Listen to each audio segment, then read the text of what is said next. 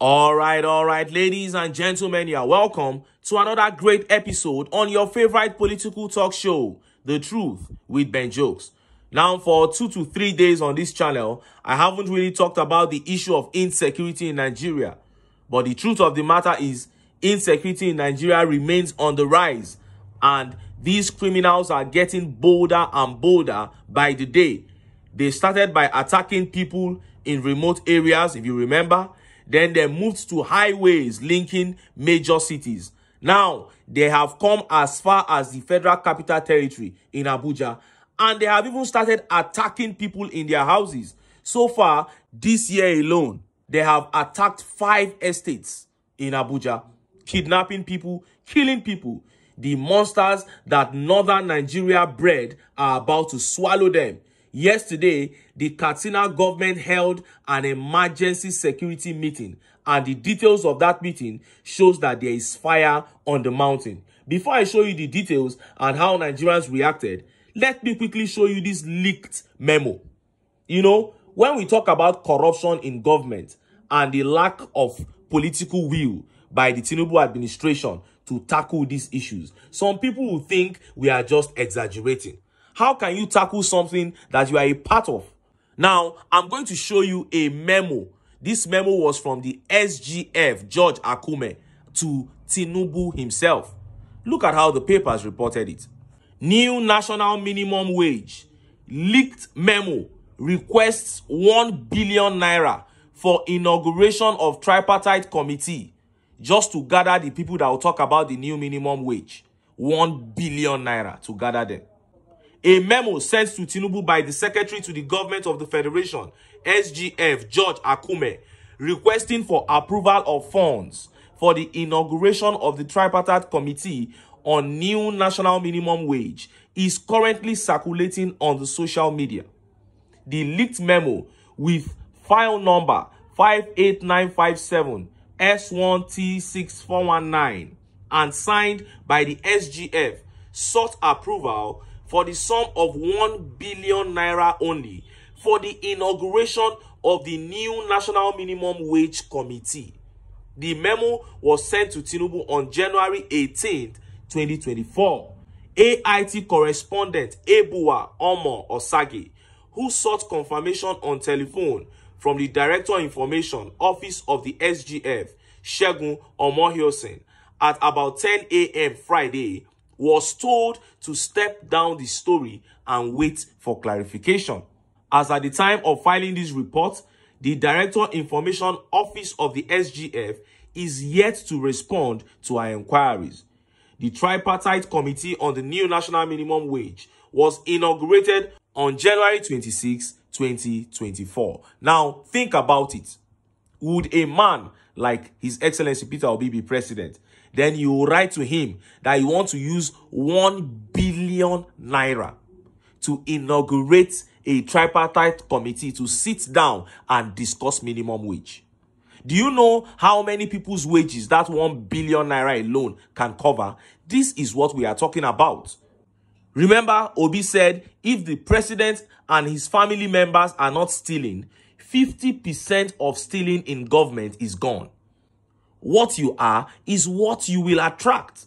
Obi has said it. His vice, Yusuf, also said it long before he even joined Obi, that one of the ways government officials embezzle money is through inflated contracts. Something that can be done with less than 5 million naira. SGF Akume is asking for 1 billion naira. And the committee has already been inaugurated. It was inaugurated on the 26th of January, meaning the 1 billion naira has been released and shared amongst them. Oh, and look at how Nigerians reacted. Look at some of the tweet reactions. This tweet by Frank says, "Isn't it obvious that everyone under TINUBU is grabbing and running with what they can? The Grab It Criminal Association. Nigerians must hear, this is just the beginning." And this tweet by Realist said, "Ha ha ha. It is obvious the people in government now have different agenda, and that is fight for it, grab it, and run with it." That is what they are all doing. Everybody is trying to get his own share of the loot. And this tweet here says, "Kai, I shame for my country. Just imagine, everyone won't court from the national cake. That is the case, my brother. And this tweet by Tonic says, what do you expect? Remember Peter Obi's cliche, when the president doesn't steal, people under him will be scared to steal. That is it.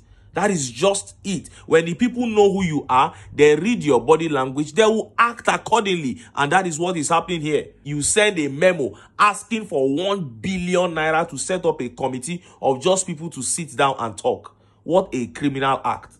And this tweet here says, listening to the economic team that visited the Senate convinced me that there is no hope for Nigeria. They were evasive and non-committal, but they continue to increase the yoke of Nigerians. It is going to be a very long way, Nigerians. And this tweet by JC Jack says, I feel sorry for my country. In a country where a committee is meant to sit and address issues of attractive minimum wage for workers, now they are requesting for 1 billion for inauguration. Things fall apart. May God help us. Now, let us look at the situation with bandits, gunmen, call them whatever, and the governor of Katsina State.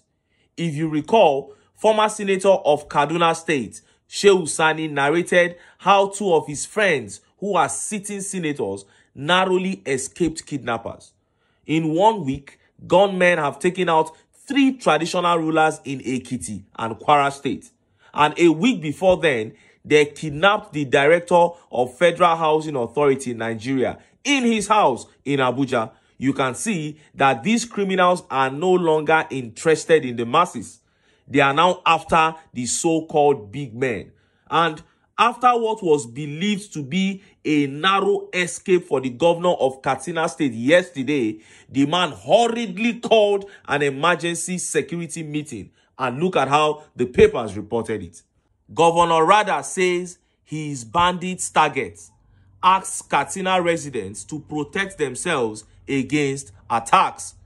Governor Diko Rada of Katsina State says security reports indicated he was one of the targets of bandits. The governor spoke during an emergency security council meeting on Friday to find solutions to the insecurity in the state. Mr. Rada said bandits are targeting to attack him because of the pressure being put on them by the government and security forces. Security reports revealed that I am now one of their targets in the state because of the measures we are taking to deal with the situation, said Mr. Rada. He added, we are calling on people to organize themselves in order to protect their communities from attacks by criminals, meaning the federal government has failed. Meanwhile, the meeting also addressed the current hardship occasioned by TINUBU's economic policies. The meeting later went into closed door. That was where they began to discuss his narrow escape.